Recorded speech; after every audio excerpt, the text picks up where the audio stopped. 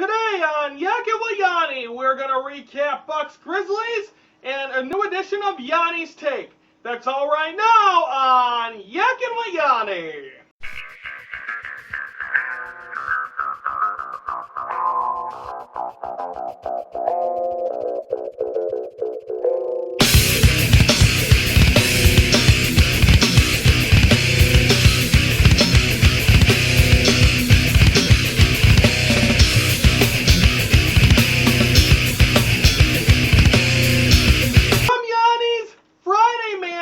Going to be Thursday and Friday this week. I am Ryan Yanishatis. Welcome to the December the 20th edition of Yackin Wit Yoni.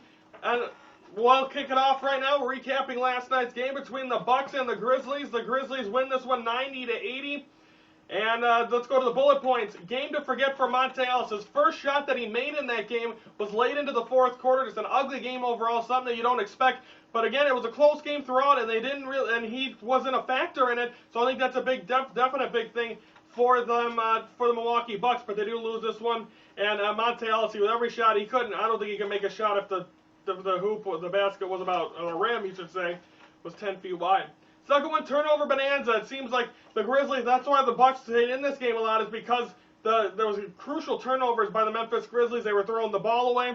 They were also pretty much, the Bucks were picking off. The Bucks were also doing it as well. So I mean, it was a rough game, both sides of the basketball for the Bucks and for the Grizzlies. But again, the reason the Bucks stayed in this game was the main reason, at least, was because that they had a lot of turnovers and the Bucks were making shots overall, besides with the Monte Ellis struggles. And finally, bullet point, dominating big guys. I said this was going to be a factor. Marc Gasol and Zach Randolph were the key factors in this game. The center for the Bucks last night was Larry Sanders. That ain't going to stop Marc Gasol, who's going to be a perennial all-star, as well as Zach Randolph as possibly as well. So I mean, that's where the struggles came in for the Milwaukee Bucks, and I said on yesterday's show that that's going to be a crucial thing on how this game's going to finish and how the game's going to end up. That's exactly what happened as the Bucks lose this one, 90-80 to the Memphis Grizzlies. We'll be previewing their weekend tomorrow.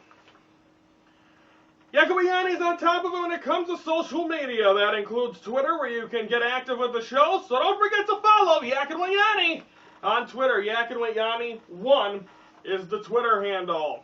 Now it is time for the newest edition of Yanni's Take. Every week I get a little upset about stuff. Last week I was venting about the sponsorship. This week I'm going to talk a little bit about the death of the shooting of all them kids at Sandy Brook Elementary School.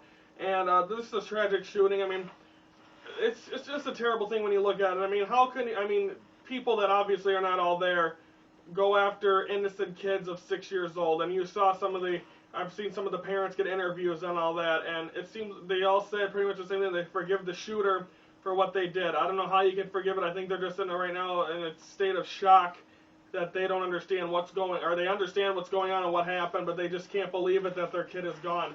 One of the tragic, most upsetting part of this is being around Christmas time that this has happened. You don't want to see it ever, obviously. But the point is to see it happen right before Christmas, where I'm sure all the parents got the Christmas gifts for the children, and have to have them and maybe even wrapped already, and then to the point where Christmas morning they're not going to be there, and just to see them that they got their presents and they're not going to be there to open them. It's just that's the tough thing. I mean, because kids live for Christmas, and to take away 20 kids as well was just a tragic thing. And I mean, my thoughts and prayers still go out to the families. A lot of them got buried this week, and again, my condolences on that. But it's just a rough thing to go through for them. And again, that town's always going to be remembered now for the Sandy Brook Elementary School tragic shooting. And I mean, it was a week ago tomorrow already.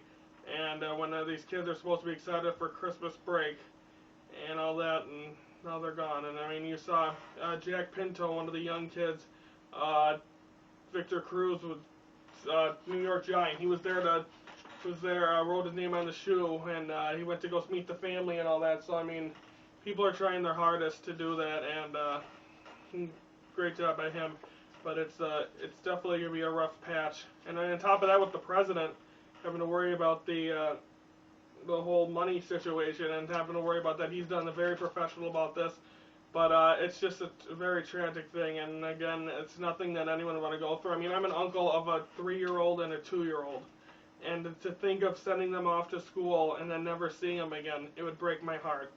I have no idea what a parent would go through, but me as an uncle, how sad that would be. I could only imagine. It's got to be just as bad, even probably worse, to lose your child. So once again, my thoughts and prayers go out to the families, and I wish the best for a speedy recovery. I mean, it ain't gonna be speedy. It's gonna be a long time, if ever, to get over the massacre that happened.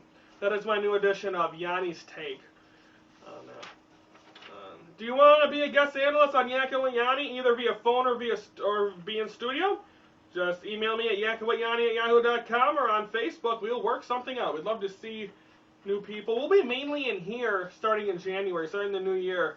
We'll mainly be in here for most shows. So we'll be at the desk sometimes, but it'll be mainly right here in, right now, the Friday Man Cave, but it'll be moved over eventually to being the Everyday Man Cave, eventually. Now it's time to announce the holiday schedule, what's going on with Yackin Wit Yoni. A lot of shows that are on TV and all that are saying, you know what, we're going to take 2 weeks off. They won't be back till probably January 2nd, January 3rd. But this is what's going on. Christmas week next week, we will be off Monday and Tuesday, Christmas Eve and Christmas Day. We will be back on the air December 26th through the 28th. So 26th, 27th, 28th, Wednesday, Thursday, Friday we'll be there. And then New Year's week, Wednesday, we'll be off New Year's Eve and New Year's Day. And we'll be back Wednesday, Thursday, Friday, which is the 2nd, 3rd, and 4th. And then we'll be back to our normal schedule where we won't have a day off for a very long time, I believe late April, and we'll get in more into the reason why and as that gets closer. But that is the holiday schedule. We are off Monday and Tuesday the next 2 weeks.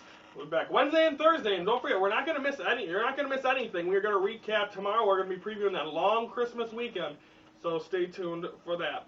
Now it's time for predictions. And yesterday we'll go to 2-2, and with the Bucks losing, I said the Bucks would lose to the Grizzlies, and they did. So, and there's no predictions today, so that will carry us on to Friday. Preview for Friday, we're going to preview NFL and NBA extended weekend, as well as answers to the question of the week, and I'll give you the new question of the week. That is all tomorrow, Friday, on Yackin Wit Yoni. Do you want to sponsor Yackin Wit Yoni? Email us at yackinwityoni@yahoo.com, and we'll work it out. We'd love to have sponsors as well. That is going to wrap it up here for this December the 20th edition of Yackin Wit Yoni. I'm Ryan Yanishadis saying this is, and will always be, one guy, one show, nuff said.